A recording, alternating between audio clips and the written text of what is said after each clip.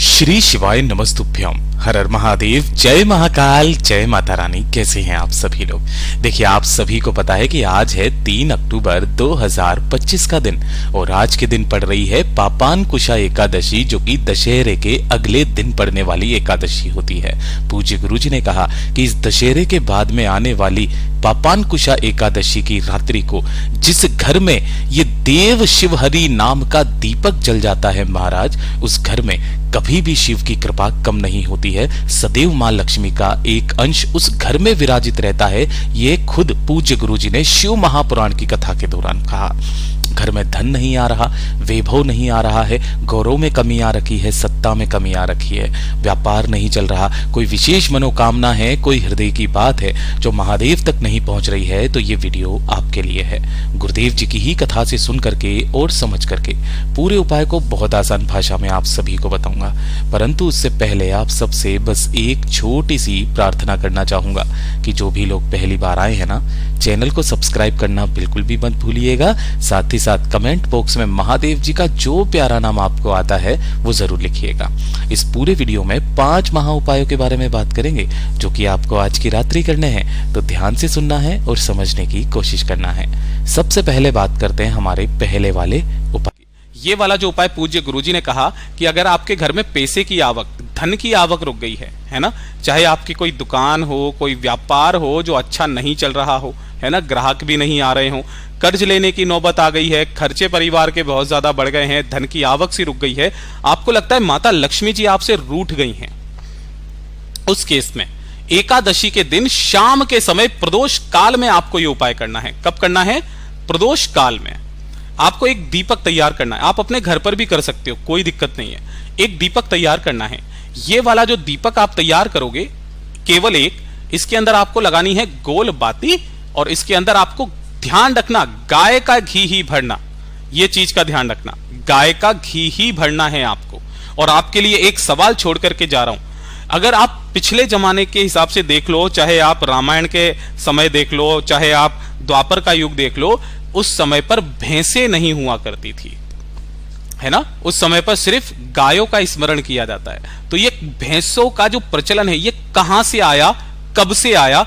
अगर आपको इसके बारे में कुछ भी नॉलेज है तो कमेंट बॉक्स में जरूर बताना कि भैंसों की उत्पत्ति कहां से हुई है। और ये कलयुग के अंदर ही है। और जब भी आप अपने पितरों के नाम से या देवताओं के नाम से कोई भी दीपक लगाते हो ना, भैंसों का घी काम में नहीं लिया जाता है ना। अब मैं आपको केवल एक उदाहरण के तौर पर मैं बता रहा हूं, आप सोच सकते हैं। गाय का घी आप पूजा के लिए चाहे थोड़ा सा ही लो, बत्ती को डुबो करके बाहर निकाल लो, लेकिन आपको भैंस का घी काम में नहीं लेना, गाय का लेना है।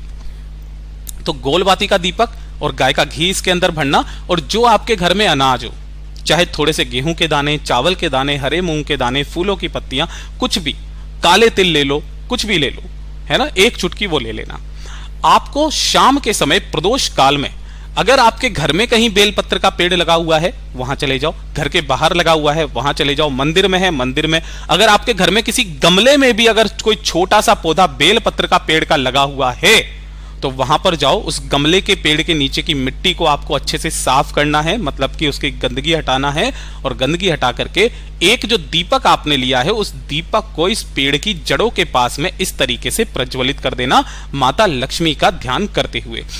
और इसी दीपक को आपको जमीन पर नहीं रखना है, इसके नीचे जो आपने धान लिया है, जो भी अनाज लिया है ना, उसका आसन जरूर लगाना। 2 मिनट यहां पर बैठ करके बाबा से विनती करना, कामना करना, और कामना करके एक चुटकी मिट्टी आपको उसी पेड़ के नीचे की उठा करके लेकर के आ जाना। और अपने घर में कोने कोने में, है ना, माता लक्ष्मी का ध्यान करते हुए कोने कोने में आपको उस मिट्टी को छीड़ देना। यह उपाय सिर्फ और सिर्फ एकादशी के दिन किया जाता है। गुरुदेव ने कहा कि शिव महापुराण में साफ वर्णित है कि जब महादेव ने मैया लक्ष्मी जी और भगवान श्री हरि नारायण विष्णु जी का विवाह करवाया था, तब खुश होकर के माता लक्ष्मी जी ने महादेव से कहा था कि आपको क्या चाहिए। बहुत मना करने के बावजूद भी जब मां लक्ष्मी जी नहीं मानी, तब महादेव ने कहा था कि जो एकादशी पड़े, जो प्रदोष पड़े, उस एकादशी और प्रदोष के दिन हे लक्ष्मी, तुम बेलपत्र पेड़ के नीचे प्रदोष काल में निवास करना, और जो व्यक्ति वहां पर रोशनी करेगा, दीपक जलाएगा, आप उनके साथ उनके घर में विराजमान होना। इसीलिए पूज्य गुरुजी ने यह वाला उपाय बताया। बहुत ही ज्यादा खास और विशेष से जरूर कीजिएगा। और दूसरे नंबर का उपाय, पहला हो गया आपकी धन प्राप्ति के लिए, दूसरा है बीमारी के लिए। अगर आपके परिवार में कोई भी सदस्य ऐसा है जो कि बहुत ज्यादा बीमार रहता है, बीमारी मतलब कि थकान उसके शरीर में बहुत ज्यादा रहती है, कमजोरी रहती है, लंबे समय से कोई बीमारी काम नहीं कर रही है ना, शरीर से बहुत ज्यादा दुर्बल होते चले जा रहे हैं, सूखते चले जा रहे हैं, तो जो एकादशी पड़े उस एकादशी के दिन आपको क्या करना है, इस तरीके से लेना है हरा मूंग। ठीक है, इस हरे मूंग को आपको जल के अंदर गला देना है 2 से 4 घंटे के लिए। ठीक है, तो ये फूल जाएंगे। यही फूले हुए हरे मूंग को आपको एक कटोरी में लेना है, इसके ऊपर एक बेलपत्र आपको रखना है ना, और साथ ही साथ एक गुड़ का टुकड़ा आपको रखना है ना। इस तरीके से एक गुड़ का टुकड़ा ले लेना और 1 लोटा शुद्ध जल अपने घर का। तो जो कटोरी आपने ली है हरे मूंग की, जिसके ऊपर आपने एक बेलपत्र एक गुड़ का टुकड़ा रखा है वो, और 1 लोटा शुद्ध जल अपने घर का, इसे लेकर के भोलेनाथ के मंदिर में एकादशी के दिन किसी भी समय पर पहुंच जाना। यहां आपको शिवलिंग के पीछे की तरफ खड़े होना है, उत्तर दिशा की तरफ मुख करके, है ना। सबसे पहले आपको करना क्या है, जो आपने एक कटोरी ली है ना, जिसके ऊपर आपने बेलपत्र रखा हुआ है, गुड़ का टुकड़ा रखा हुआ है, उसे आपको शिवलिंग से स्पर्श करा करके जलाधारी पर ये जो खाली स्थान होता है ना, इस खाली स्थान पर थोड़ी देर के लिए समर्पित कर देना है। और उसके बाद में 1 लोटा शुद्ध जल आपको अवधूतेश्वर महादेव के नाम से शिवलिंग पर समर्पित कर देना, उस व्यक्ति का नाम और गोत्र बोल करके, जिस व्यक्ति के लिए आप इस उपाय को कर रहे हो, अपने परिवार के, खुद के लिए कर रहे हो, खुद का नाम और गोत्र बोल करके समर्पित करना। समर्पित करके ढोक दे करके आपको इस कटोरी को यहां से उठा लेना है। जो एक बेलपत्र आपने लिया है ना, इस एक बेलपत्र को आपको नंदी बाबा के उठे पैर पर समर्पित करना है।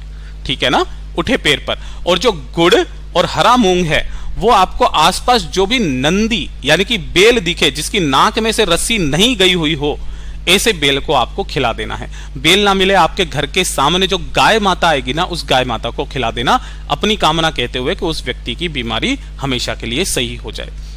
पूज्य गुरुजी ने कहा, ऐसी कोई बीमारी नहीं जो आपके शरीर से गायब ना हो। पूज्य गुरुजी का बहुत अद्भुत और अचूक उपाय है, जरूर कीजिएगा। अब बात करते हैं आज के इस वीडियो का सबसे आखिरी, सबसे अंतिम उपाय, तीसरा उपाय। ये होगा आपकी बड़ी से बड़ी इच्छा पूर्ति के लिए, बड़ी से बड़ी कामना पूर्ति के लिए, जो सिर्फ और सिर्फ एकादशी के दिन किया जाता है, और सबसे सरल और सबसे सुंदर उपाय है ये वाला, जो मैं हर एकादशी के दिन करता हूं। बाबा ने मुझे वो सब कुछ दिया जो मुझे चाहिए था।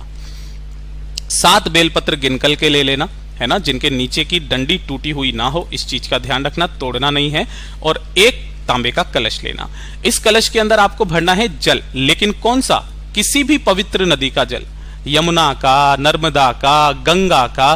गंगा जल आप सभी लोगों के घर में होगा, लेकिन अगर इतना नहीं है, गुरुदेव ने कहा आप थोड़ा सा जल लो, जिस कलश में से आप जल पीते हो, और 2 से 4 बूंदे गंगा जल की आपको इसके अंदर मिला लेना है।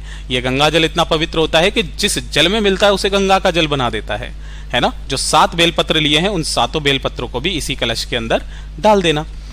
इसी कलश को लेकर के आपको भोलेनाथ के मंदिर में पहुंचना है, शिवलिंग के पास में। लेकिन यहां पहुंचने से पहले आप पहुंचोगे नंदी बाबा के पास में। नंदी बाबा का जो उठा पैर है, जिस कलश में आपने 7 बेलपत्र डाले हैं, उस कलश का संपूर्ण जल आपको नंदी बाबा के उठे पैर पर श्री शिवाय नमस्तुभ्यम मंत्र का स्मरण करते हुए समर्पित करना है। केवल जल, ध्यान रखना, इतना धीरे करना कि बेलपत्र यहां नीचे ना गिरे। अपनी कामना कह करके फिर जाना है आपको शिवलिंग के पास में। यहां पहुंच करके आपको उत्तर दिशा, नॉर्थ डायरेक्शन की तरफ मुख करके खड़े हो जाना है ना। जो पूजा पाठ करना है वो करना, और एक एक करके जितनी भी बेलपत्र हैं, उन सभी बेलपत्रों को आपको शिवलिंग पर ऐसे समर्पित करना है कि सभी की डंडियां आपकी जलाधारी की तरफ रहनी चाहिए, बीच वाली पत्ती का मुख आपकी तरफ रहे। अपना दाहिना हाथ इन सभी बेलपत्रियों के ऊपर रख करके अपने हृदय की बात, अपनी मनोकामना डायरेक्ट महादेव से कह करके आ जाना। पूज्य गुरुजी ने कहा, ऐसी कोई कामना नहीं जो आपकी एकादशी के दिन पूरी ना हो। पूज्य गुरुजी के सभी उपाय बहुत ही ज्यादा खास और अद्भुत है, जरूर कीजिएगा। वीडियो पसंद आए तो लाइक जरूर करना, चैनल को सब्सक्राइब जरूर कीजिएगा। मैं आपसे मिलता हूं अगले वीडियो में, तब तक के लिए ओम नमः शिवाय, हर हर महादेव, जय महाकाल।